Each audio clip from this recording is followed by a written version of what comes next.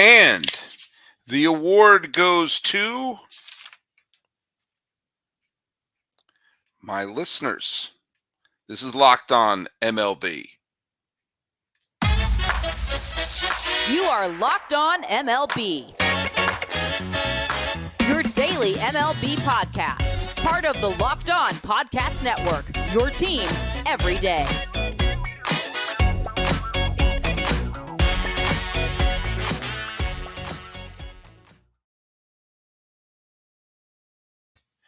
Hello, baseball fans, and welcome to Locked On MLB, part of the Locked On Podcast Network, where it's your team every day. This is the daily podcast. We talk about all of Major League Baseball. I am yours, Paul Francis Sullivan. Please call me, where's my lower third? Call me Sully. I have been a baseball podcaster for well over a decade now, and I am now on the verge of starting the regular season of Season 6 here on the Locked On Podcast Network. It's kind of hard for me to truly grasp that, but that's true. I've been here for a little bit. Today's episode is brought to you by FanDuel. Make every moment more with FanDuel. New customers, join today, and you'll get $150 in bonus bets if your first bet of $5 or more wins. Visit FanDuel.com/LockedOn to get started. Follow us at Locked On MLB Pods on Twitter or on Instagram. I'm your pal Sully. It's Sully Baseball on Twitter, Sully Baseball Podcast on Instagram. And before we get going here, let's go over the trivia question, which has been lingering for a few days. The trivia question I posted, and that I actually put on during the episode when we had Bob Kendrick on, Bob Kendrick from the National Negro Leagues Baseball Museum. There's going to be a part 2 of that interview that we're going to be having on in just a few days. But the question that I had was, who was the first African-American pitcher to earn a victory in a World Series game? Now, a couple people threw Satchel Paige's name out there.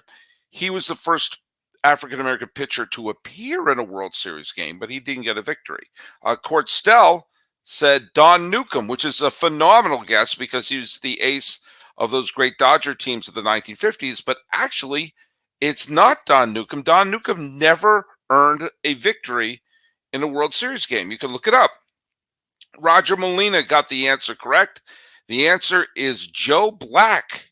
Joe Black, who did indeed pitch for the Brooklyn Dodgers, won Game 1 of the 1952 World Series when the Dodgers doubled up the Yankees 4-2. Joe Black got the victory. Allie Reynolds got the loss for the Yankees. The Yankees would go on to win what turned out to be an absolutely thrilling World Series. The Dodgers took the early lead in that series and actually were up 3-2 going back to Brooklyn, but things, well, they didn't go so well for them. So there you go. That is the answer to today's trivia question. Now, an answer to another question is Jordan Montgomery signed as of this live cast? No. Is Blake Snell signed? No. Is JD Martinez signed? No. We are now in mid-March. You understand that? They already gave out the Oscars. There are going to be games played in less than 2 weeks, games that count in the standings. That weird series that the Padres and the Dodgers are playing. So, yeah, let's get to it. Let's sign one of these players. There is absolutely no way on heaven or on earth that Blake Snell or Jordan Montgomery will be ready for opening day, even if they signed before I finished reading this sentence. So let's go for it. You know, the biggest news seems to be that the Dodgers are going to try Mookie Betts out at shortstop.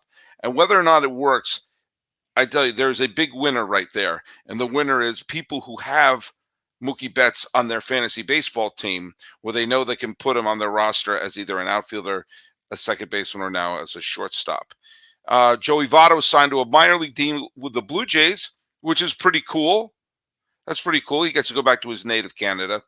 But there's not much else to tell. And I have to say that I've been really struck by the fact that 2 recent videos that I posted, one which was me wandering around Philadelphia and also intercut with me in Oakland talking about why the Phillies left, or why the A's left Philadelphia instead of the Philadelphia Phillies.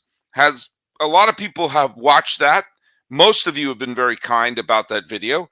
Some of you haven't been, but I've got a lot of responses to that video, and I'm going to address some of them, but also the one that I posted on Friday, where I was basically in the parking lot of Angel Stadium in Anaheim.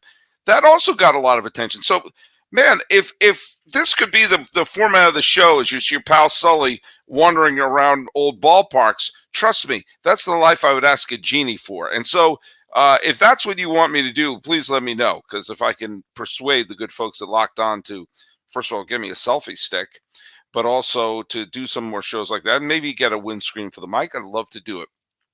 But since there's no big news here, I'm going to take some time to answer some of the viewer questions that you had here, and also bring up the fact that some of you taught me some stuff.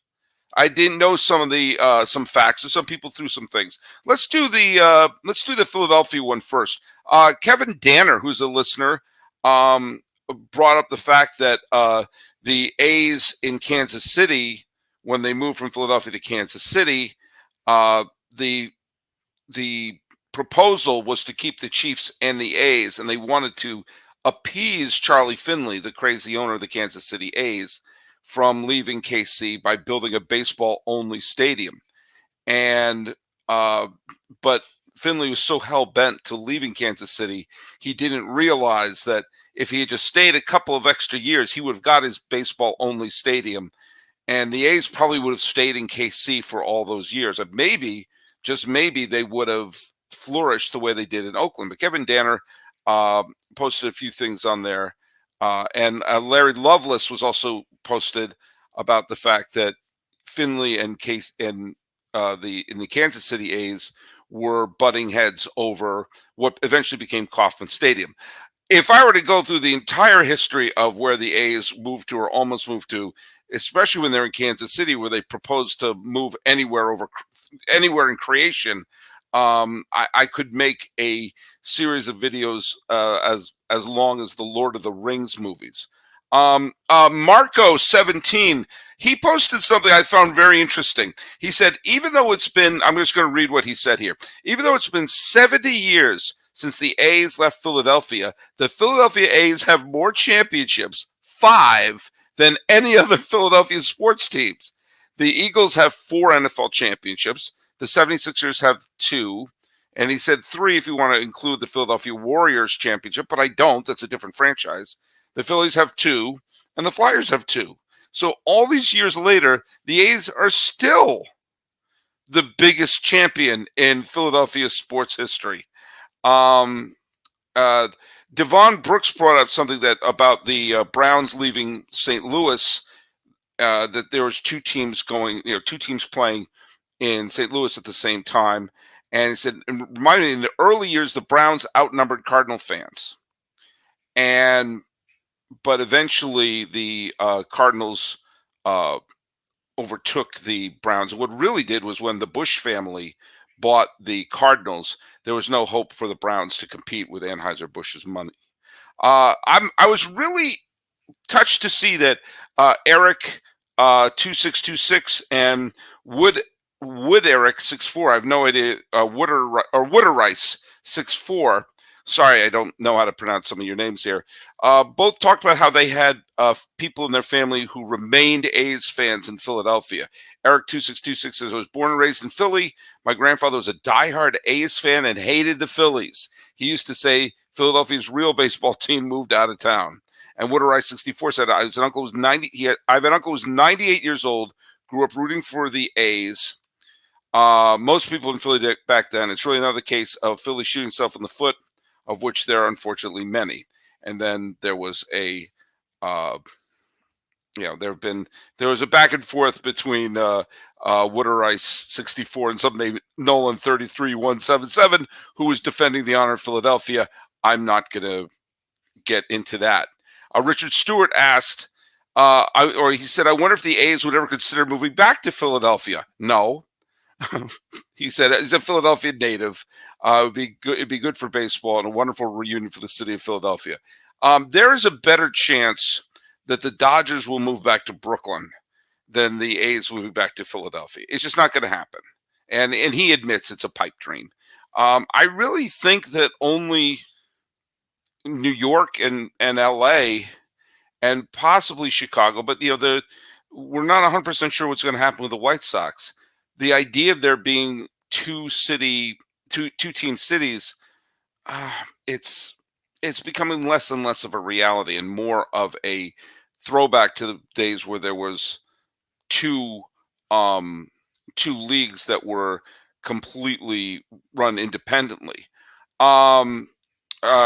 Cage or Log says the A's had to stay in Philadelphia. One of Connie's sons voted against it at the owners' meeting and scuttled the deal.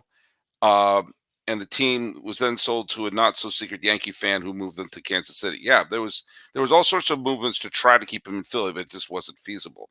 And this is Compete Smith wrote to me, and this is something I didn't know. And so I love when I throw stuff out here, I get to learn stuff too. Just to note, the Phillies were trapped in the Baker Bowl, which is the terrible stadium that they played in, by a 99-year lease that involved Cub ownership pre-Wrigley as their landlords. They had a terrible time escaping the lease, but they finally did in mid-1938. The Baker Bowl was a disaster area with two major collapses, injuring fans in 1927 when the wood gave away. Furthermore, the Phillies got on a shoestring by selling whoever they had, particularly to the Cardinals.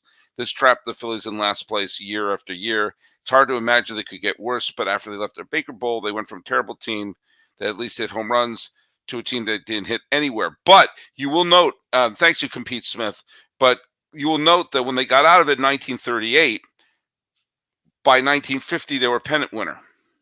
So maybe getting themselves out of the Baker Bowl was a good thing. And Faith and Logic did a post reminding that the National League and the American League really operate separately. There was no Major League Baseball as it was. So there's a bunch of other people giving some memories of the family members. Someone pointed out the Oakland Phillies would be a dumb name. Well, no worse than the Utah Jazz. Could the A's move to Montreal? Why not? Why not? And someone pointed out that Bobby Shantz, one of the last stars of the Philadelphia A's, is alive and kicking in Pottstown, Pennsylvania. So there were so many more. There were so many comments, but I just, you know what? I just wanted to sort of count out some of the ones that spoke out now. But I want to also talk a little bit when we come back to talk about the reactions to the Angels video and my thoughts of the American League basically dropping the ball in expansion. We're going to hear a little bit from our friends from FanDuel. Are you familiar with FanDuel? FanDuel is America's #1 sportsbook. And football is over, but it's basketball time. In fact, it's March. So now you know a little something that March Madness is about to descend upon us. Now, FanDuel is going to offer you a deal for the new customers who can get $150 in bonus bets for your first $5 bet comes in as a victory. That's $150 in bonus bets if your first bet wins. With all sorts of parlays and ways to bet, go to the FanDuel website and visit FanDuel.com/lockedon to get started. FanDuel, it's America's #1 sportsbook. Hey, let's remind everyone that Locked On has begun the first ever national sports 24/7 streaming channel on YouTube. And it's now available on the Amazon Fire TV in the free Fire TV channels app. Locked On Sports Today is here for you 24/7, covering the top sports stories of the day with local experts of Locked On, plus our national shows covering every league. Find Locked On Sports Today now available on the free Fire TV channels app. All right, let's go from Philadelphia and Oakland, and we'll head on over to Anaheim, where I talked about how the American League lost the state of California, which show I recorded last week in the parking lot of Anaheim. And just pulling back the curtain a little bit, I did intend to do that show, but I was in Fullerton, the city of Fullerton, for part of my education. And as I was driving home, I saw that the parking lot of Angel Stadium in Anaheim was open, and I figured, why don't I record a podcast there? And look at that, a lot of people wrote in about that one. And I want to just address some of the things that I got in here. Big John 08865, friend of the show, thinks that Los Angeles Angels is redundant and repetitive. I agree. He likes the alliterative Anaheim Angels name. To me, they're the California Angels. The California Angels. What else do you want? Marco 17 says another place you get a good look of old Wrigley Field in LA is from the old TV show Home Run Derby. There are videos of it available on YouTube. Yeah, that's a very weird show. I'm sure it was fun if you were growing up in the 50s and 60s, but they would get here's Mickey Mantle and Hank Aaron, and they would be basically doing Home Run Derby, but there were no fans in the stands. It was them doing it in an empty stadium and the commentator, and getting some thoughts from Mickey Mantle, like, wow, he really hit that one. Oh man, that was quite a hit. I'm sure it was thrilling TV in the 1950s. A couple.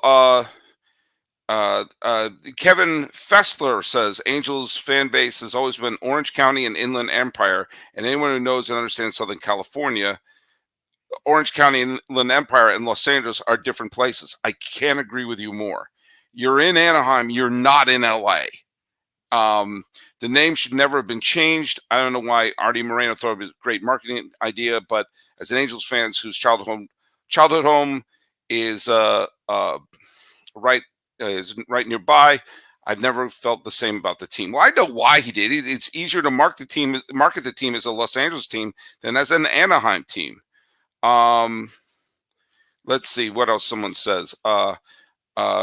Hot Wax says, I wish the Senators had moved to LA and changed their name because Los Angeles was and is big enough to support a National League and an American League team. It makes you wonder what would have happened if the Dodgers and Senators both moved there and the Giants had gone to Minneapolis. That would have been impossible because you would have to have had an American League and a National League team in the Bay Area as well.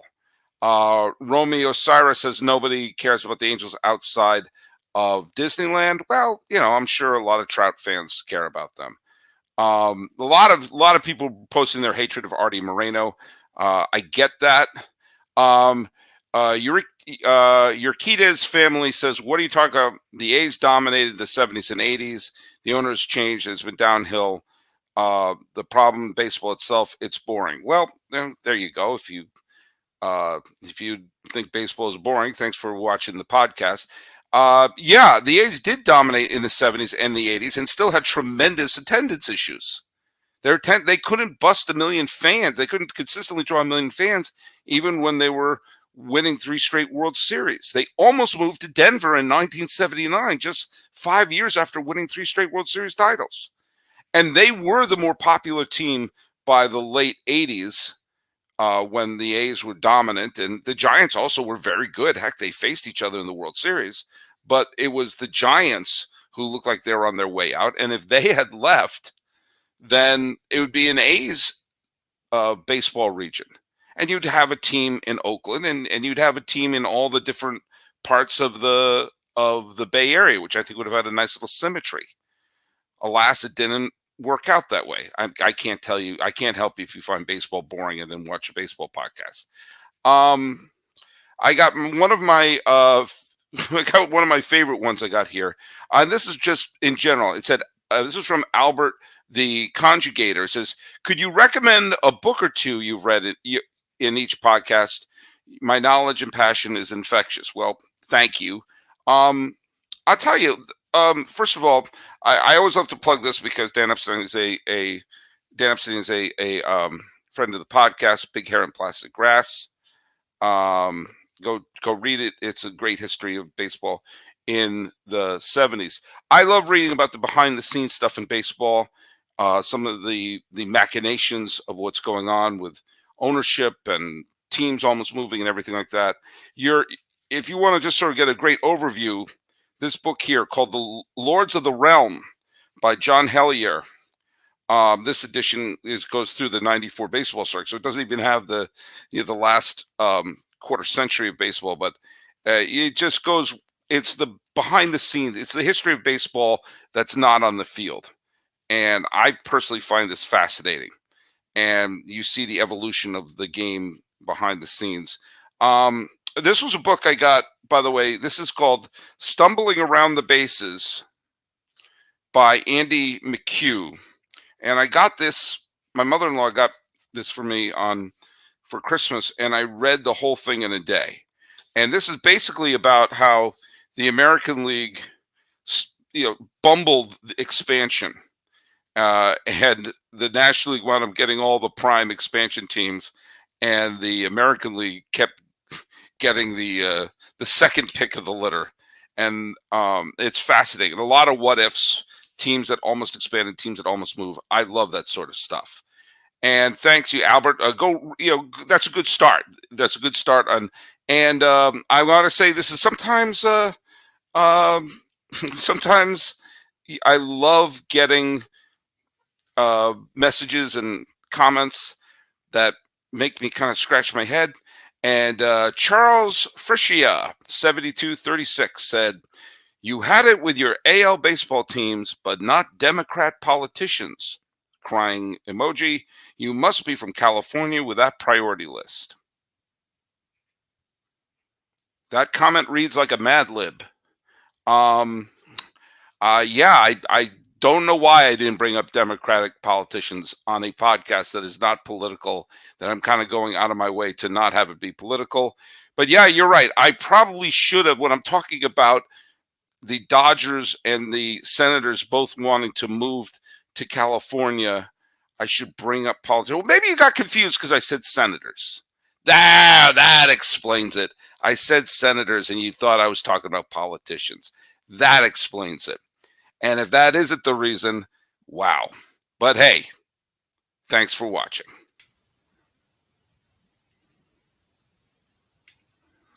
Is TV confusing for you? It used to be easy. You had the channels, then you had cable. Now you have a million services. It's time to make TV easy again. It's time for Fire TV. It is your destination for sports, from live games to highlights to in-depth analysis. Fire TV offers amazing viewing experiences with smart TV, as well as the Fire TV stick that you can plug into your existing TV. Get access to millions of movies, TV episodes, as well as free and live television. Whether it's the college basketball tournament or big league baseball starting up, you're going to want to have a Fire TV. And Fire TV has Fire TV channels. Check out the latest videos from your favorite sports brands for free. Locked On episodes like this show are on there. And so are many pro leagues and major conferences as well.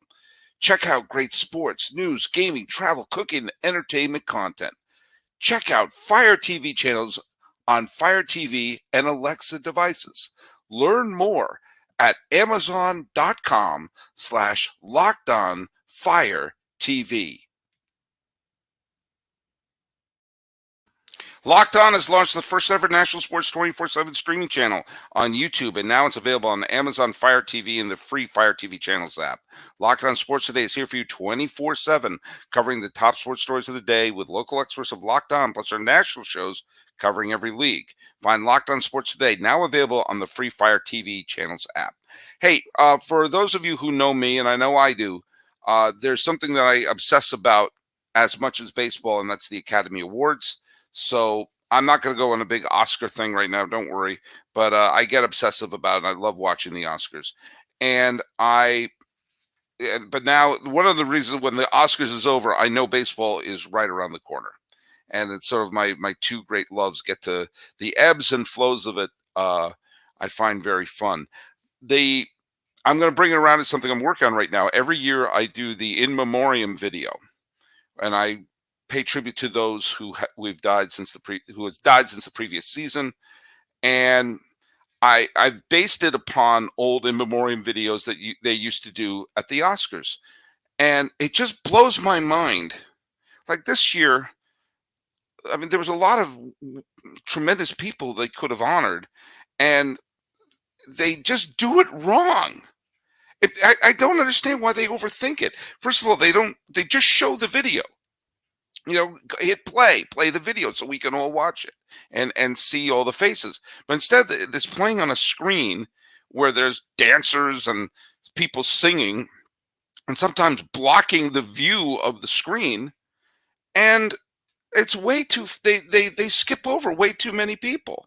Like this year, and they were having these dancers doing jumping jacks on the stage, overshadowing a tribute to William Friedkin, the director of The Exorcist and The French Connection. Anyway, the day before the Major League Baseball begins, with those games between LA and San Diego, we're going to have the new in memoriam video that's going to, it's not going to be on the Locked On channel. It's going to be on the Sully Baseball channel because, well, this is for copyright issues. But it'll be linked to Locked On MLB pods on Twitter and Instagram, and it's Sully Baseball on Twitter, Sully Baseball Podcast on Instagram. I have my list. I'm putting it together, and I have the music picked out already. I have most of the people are on there. I'm sitting here praying, please, no more big ones. No more big ones. We've had a couple of ones even recently that I remember from my childhood very, very dearly. Ed Ott, who was the catcher of the We Are Family Pittsburgh Pirates, died recently. UL Washington, who was a beloved player of those great Kansas City Royals teams. And I'm just looking in my list. There's the Brooks Robinsons and the Vita Blues and the Roger Craig Hum Baby. I'm pulling things to be respectful because, Don Denkinger, the umpire, is going to be on here. I'm not going to show the blown call. Someone asked me, "Are you going to show Denkinger blowing the call?" No, I'm not going to show Denkinger blowing the call. I'm going to show him being an umpire for many, many years. I know, and of course, people like Tim Wakefield and Willie Hernandez and Bud Harrelson and Pat Corrales are all going to be on there, and George Frazier and Frank Howard and Mike Ivey. I'm hoping that, as always, it's going to elicit a few teardrops and everything, and so keep an eye out for that. Keep an eye out for that. And just before the opening day, I'm going to premiere it. And if you're following us on all the platforms, and if you're an everyday Sully, I hope you enjoy it. Hey, it is Oscar night. I'm going to do today's trivia question. There's no real connection to the Oscars I could do. There have been films that have been nominated, but a previous trivia question was about baseball films that have won Academy Awards. But the Emmy Awards, well, that's another issue. That's usually given out to excellence in television. My trivia question is this: what baseball Hall of Famer, what person enshrined in Cooperstown, has won 2 Emmys? What baseball great, Hall of Fame player, has gone on to win 2 Emmy Awards? That's my trivia question for you. And put that either here in the YouTube comments or Locked On MLB Pods on Twitter and Instagram, or at Sully Baseball on Twitter, Sully Baseball Podcast on Instagram. Answering some letters because no one's signing any free agents. This has been Locked On MLB. I am your host, Paul Francis Sullivan. Please call me Sully.